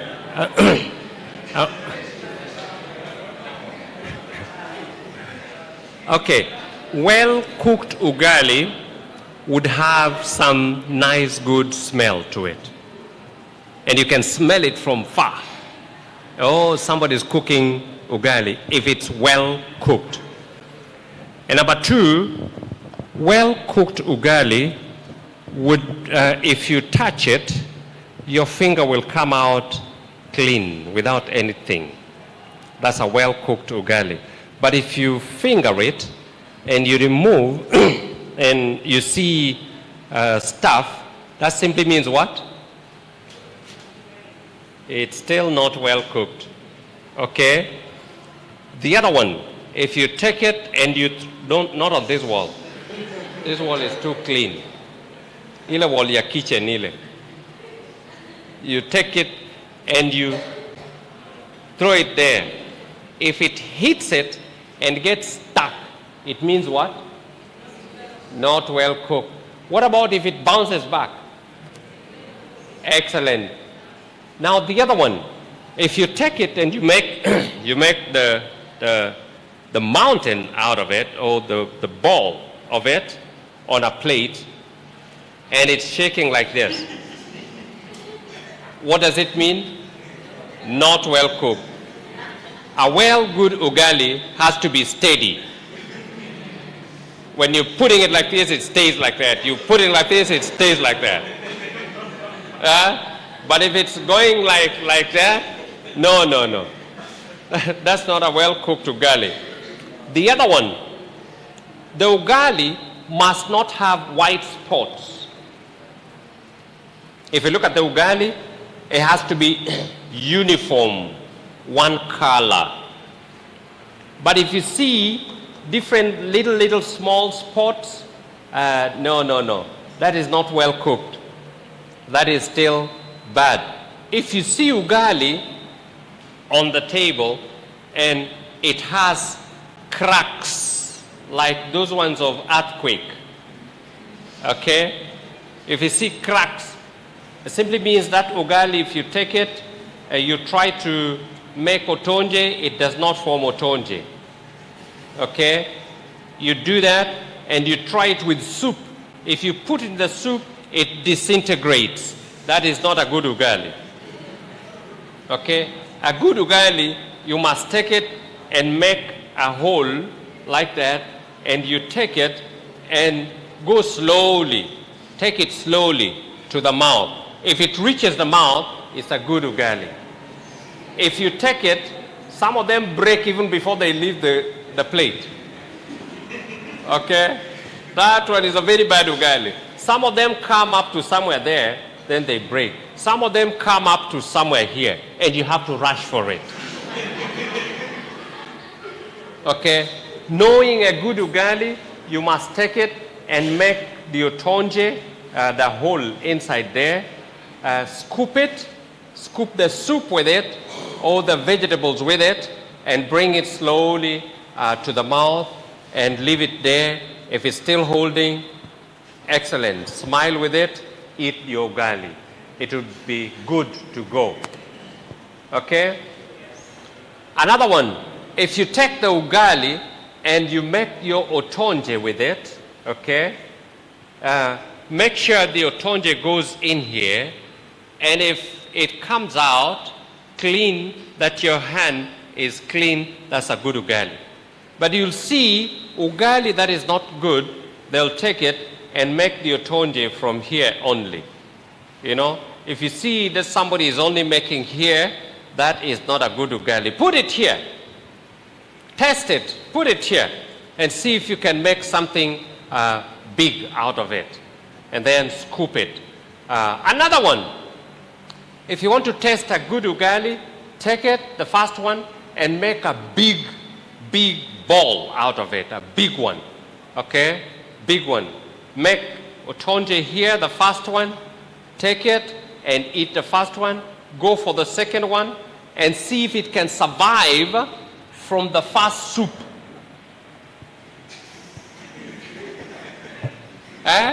If it can survive from the first soup. Because the first soup, you put it in there and you ate it and then you continued making it. If it cannot survive from the first soup, that is not a good ugali. But if it can survive from the first soup, the second one, you take it in and you continue, that is an excellent ugali. Make the third one and eat it and continue. Any question with that? Yes.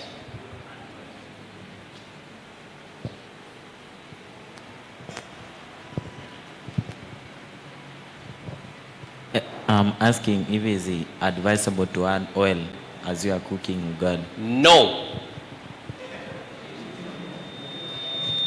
What for? What about ugali? What for? But there are many, you know, there are many ways of skinning a cat. Many ways of skinning a cat. One of them is what we've said. Just make a good ugali. The kind of, where are you from? I was just asking a question. I know you just. I don't do that.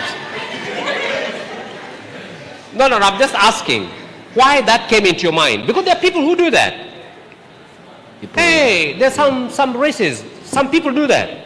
Some people do oil with ugali. They actually add oil and they cook it with oil so that, because they don't want it to stick. You know? So they do a shortcut. They add oil. Some people add onions to it. Some people add salt to it. Some people add sugar to it. Oh yes. And some people like it when they eat it with a spoon. Like Zambia, if you go down south, the first time I ate a ugali, like I was traveling in a train from Dar es Salaam to Zambia. And we just left Dar es Salaam. We went somewhere, so the sun was setting, and they brought ugali in the train for us. Yeah, because we're in this first class, so they bring ugali inside. They brought ugali. I had my wife and my son, and they brought this ugali, and guess what? The ugali The ugali was that one. That one. You could not even make those ones. And I got so offended. I said, what kind of ugali is this? So I took it out and I threw it out on the window. Now when I threw it out on the window, never did I know that somebody was standing there and the train was moving. And my son just saw on somebody's face, touch. I'm telling you, he still talks about that today. Because it got stuck on somebody's face. It was not my intention, but I threw it out. I was offended. I said, what is this? And it got onto somebody's face. So an ugali that gets stuck on somebody's face, that's not a good ugali.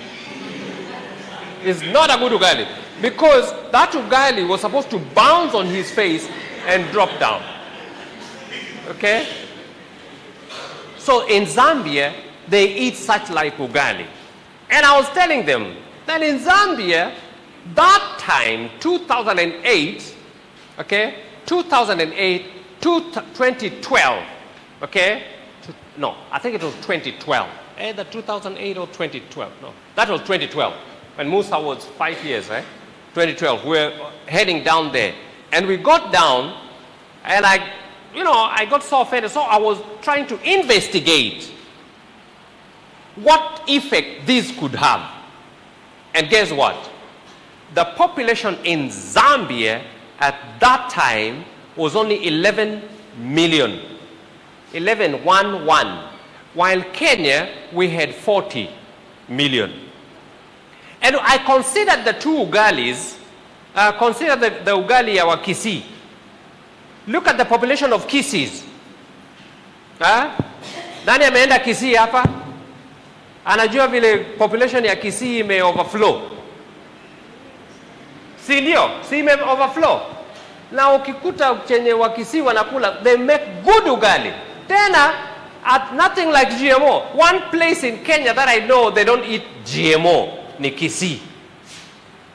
Managu, nini tena? Saga, nderema, na nini tena? They even eat the red ugali. Yeah? The wimbi ugali. Most people here don't eat wimbi ugali. That ugali is excellent. That ugali, if you cook it well, ni kama jua la raba. Unakata tu hivi, unakata. And now ukimake otonje, it doesn't stick here. If you make a poor one, it sticks everywhere. True? But yawa Kisii doesn't stick in here. That's an excellent one. Even the Kisiis in America, they only eat that. They don't eat the other one. Look at the population up there. And the population in Zambia was only 11 million. And Zambia is bigger than Kenya. Zambia is bigger than Kenya. You go to Nigeria, the kind of ugali they eat there is even though soft, but you hold it like this, it doesn't get stuck. The population in Nigeria has overflown 160 something. The most populous country in Africa. The population is overflow. So ugali or carbohydrates has something to do with reproduction. A lot to do with reproduction. So men, be careful not to just do your kind of carbohydrates that are not good. Now, the other thing that I want to add to this, be ready to come and do something, continuation of what you were talking about yesterday. Isaiah, okay? You have some few minutes to do that. The other thing that I want to add to Dama's carbohydrates, one main reason why we have to cook it thoroughly is if you grind it with the seed coat. You know the seed coat, the cover? If you grind it with that, because the seed coat is there to protect the seed from pests. You know the pests, the weevils. When they come and they feed on that, their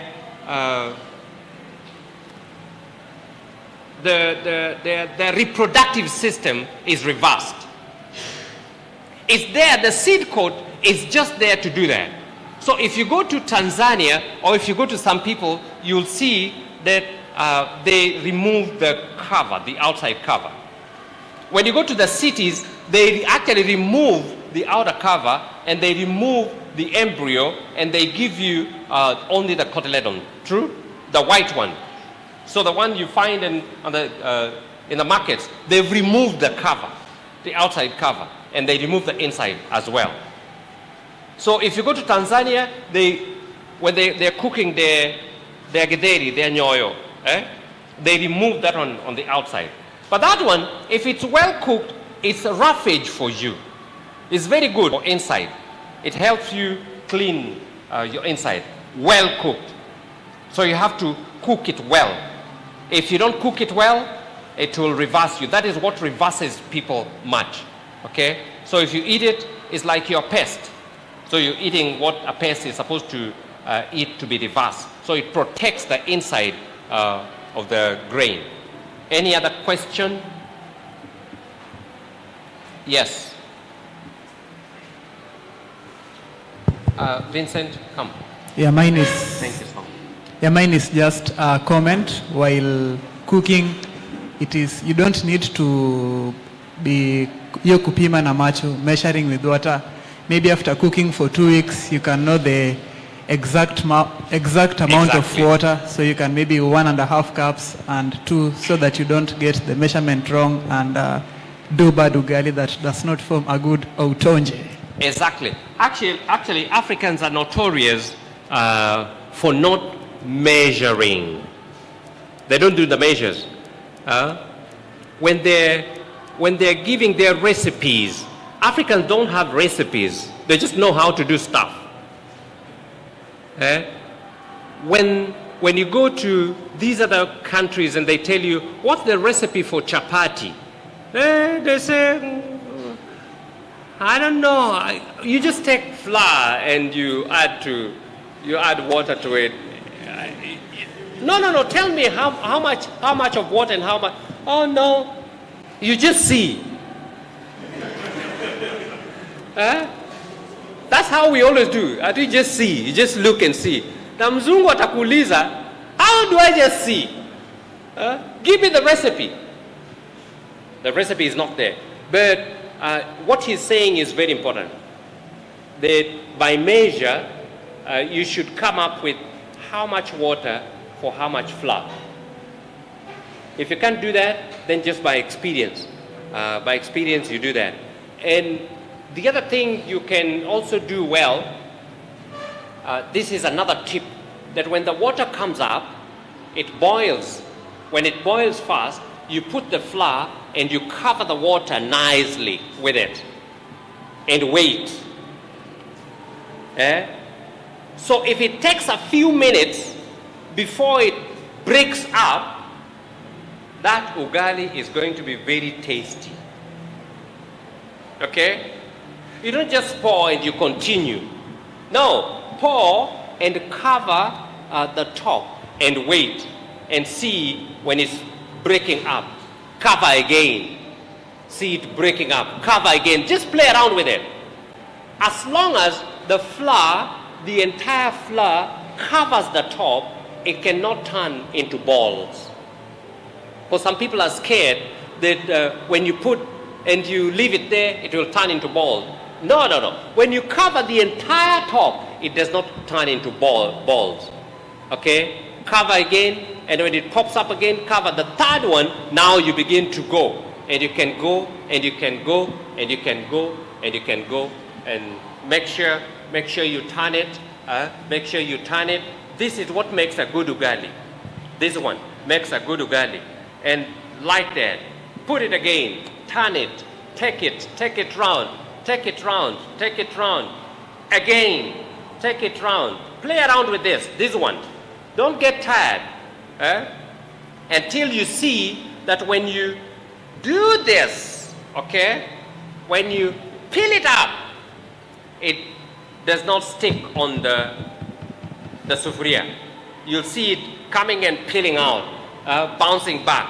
When you see it begin to bounce back, you know that your ugali is beginning to be good. But if you're doing and you're still seeing it stuck, On the pot, it's still not ready. However much you've done is still not ready. Continue. And you see that when it's leaving, it's becoming better. And you can try. That's when you can try. And if you try with your finger like this and you see it's not getting stuck, that's a good ugali. And then turn it around, that's when you cover it. You leave it down there to now cook well. Okinyi, take 1 minute, take a few minutes. I want to close that chapter now so he can give us just a little on Isaiah.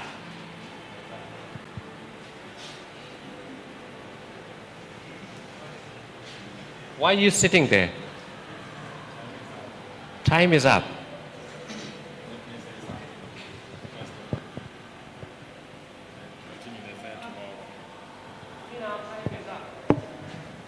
You guys come too late. You come too late, we have a lot of stuff to give you. What are we going to do? We are going back with all our stuff. Look at now, you've already cut down our time. So what am I going to do? I'm going back to sleep. And all morning I was just there, sitting, waiting. And then I come in the evening, now we are done. Yogi.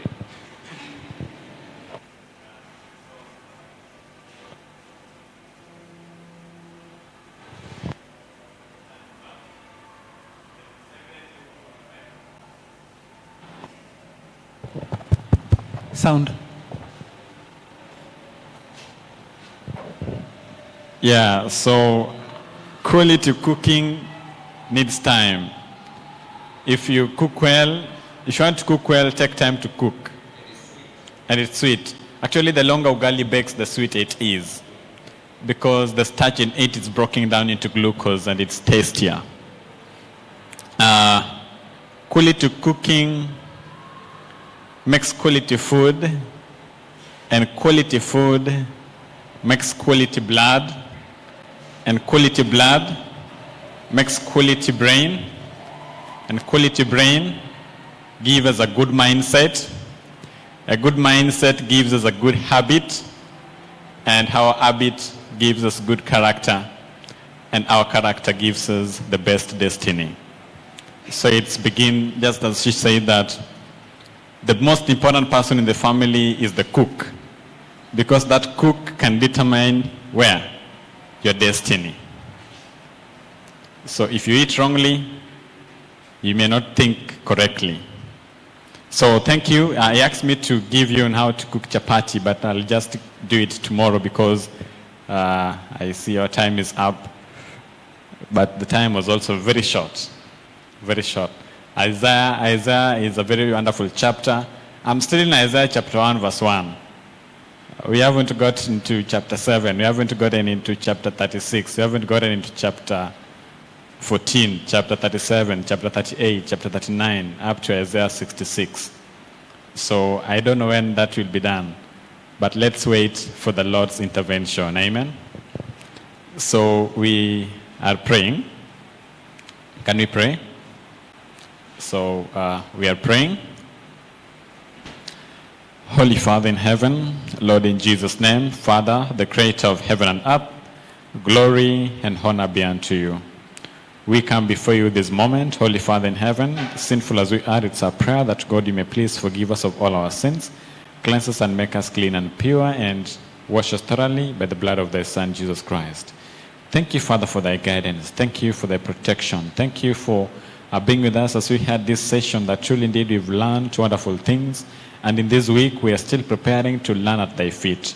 May you, Lord in heaven, fill us with the Holy Spirit. May the power of the Spirit take control over us, that all that we do and all that we listen to, Lord in heaven, may be for thy glory and according to thy will. Guide us throughout the week, even tonight, Lord, as we've come to an end to these sessions. May the Spirit take control over us. For this I pray in Jesus' holy name. Amen.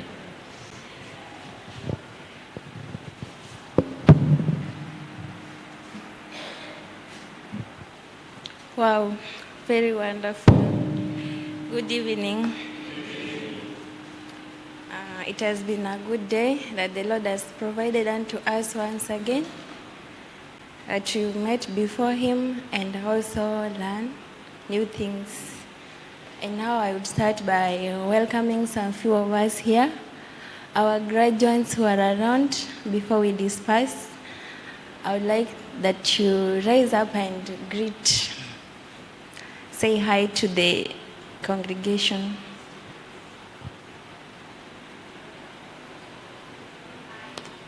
Hi. Hi. You are welcomed and stay with us throughout the week if possible. Our visitors, they introduced themselves yesterday, but